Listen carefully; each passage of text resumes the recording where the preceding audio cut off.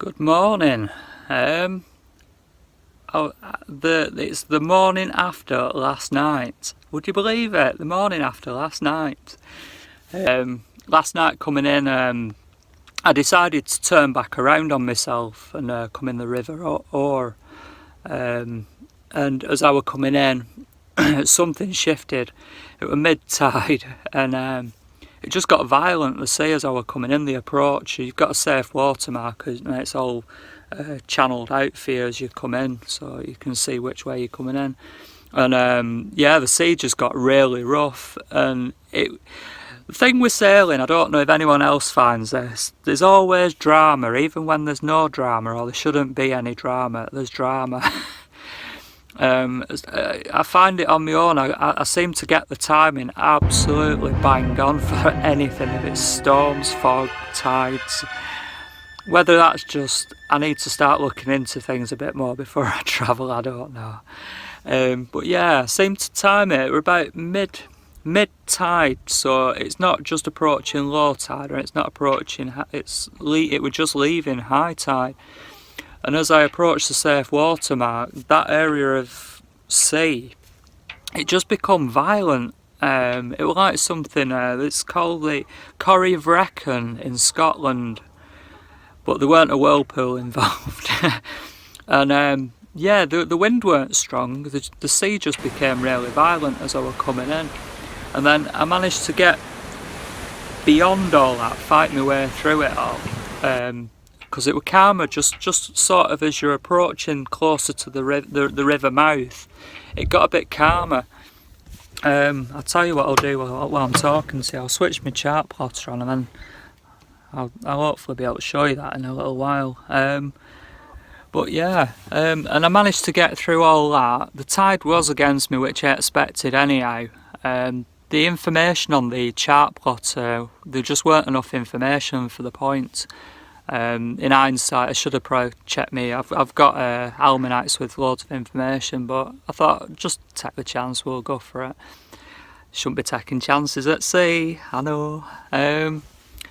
So yeah, and then as I got up, obviously darkness is falling, and as darkness started falling, the river got calmer and calmer, and then my chart plotter gave up, which you'll see in my video.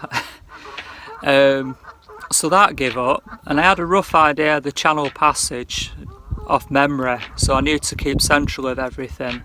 There's plenty of deep water all the way up, so I kept to that, got a bit further up, managed to anchor up for a second, but it were all shingle, and shingle is a nightmare to anchor up, especially you got the flow of a river coming at you. So the boat just kept trekking back on itself, back down river, and so I had to just quickly swapped to my secondary battery. Luckily I've got a secondary battery and a third one as a real backup, but that's nothing major, it's just a very, very basic battery as a necessity if needs be.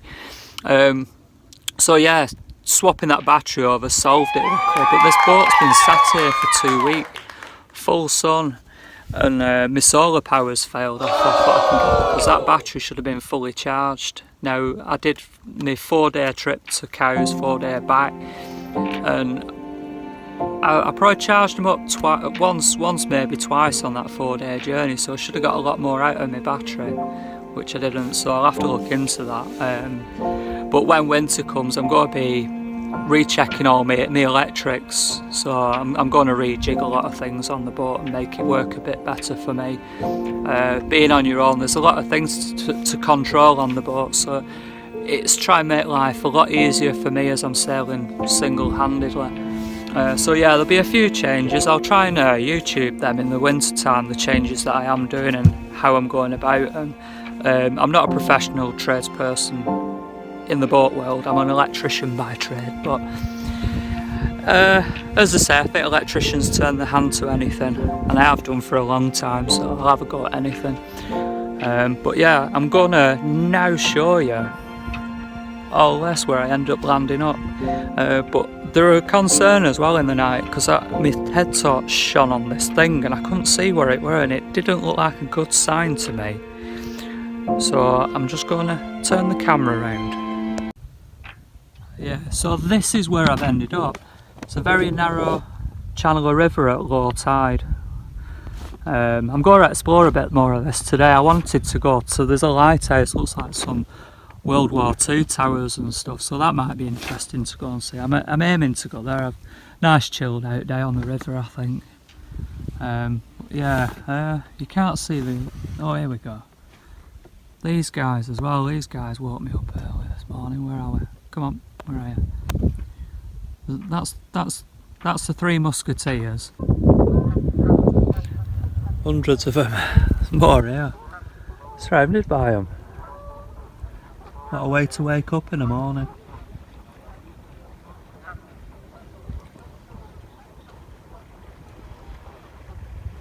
Well, that's something out of Rob Roy. But this is the thing that was eerie last night. I know, I've been holding you off. That, obviously something's happened around this section of water. Of all the places I can anchor up as well. I don't know what's happened. I reckon someone's struggled in the mud or something here. There's a random little ball in the water. Whether it happened there, I don't know, but yeah, God rest the soul, and thoughts are with the family. Yeah, things that you don't really want to see.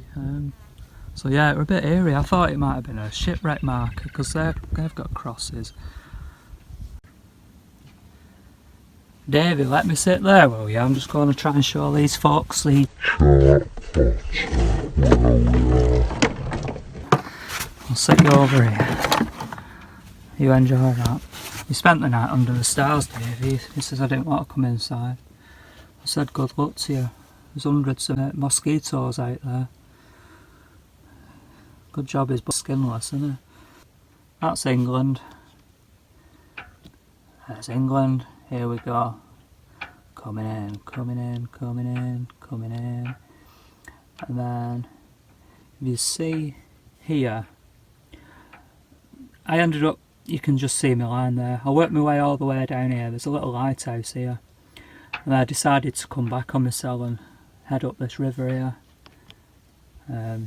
Yeah, you can come in here. There's a safe watermark here, but there's not enough information. So Garmin, can you please update your information for the river or Oscar Romeo Echo, please?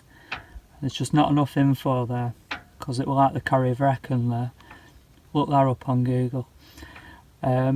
So yeah, it's quite a long trek. You start down here, and you've got this barrier here. This is all shingle. You've got shingle. This is the River Orr that runs up here. There's a little island as you get here, and I've ended up here because it's a recommended anchorage here. So I aimed for that.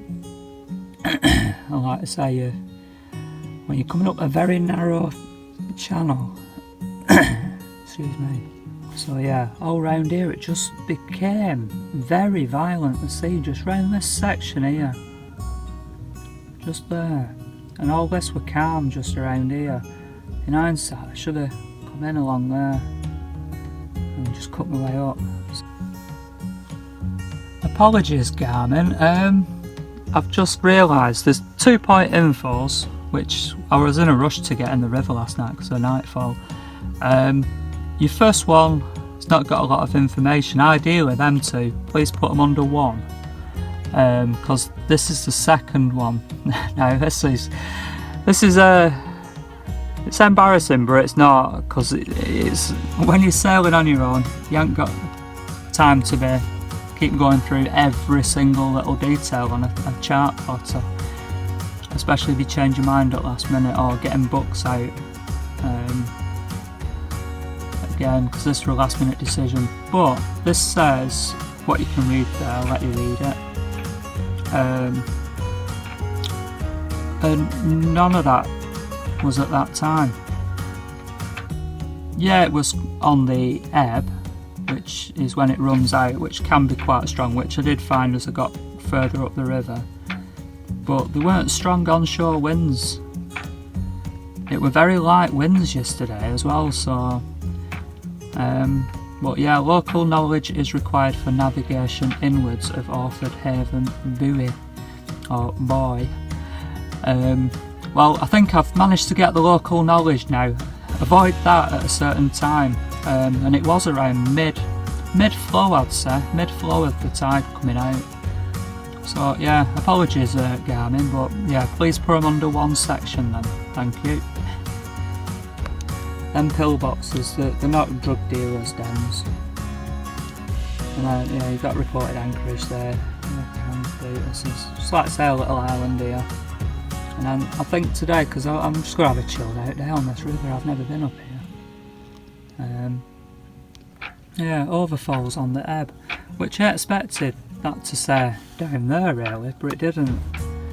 Because that's when it gets violent. When the tides change, it sort of gets really violent.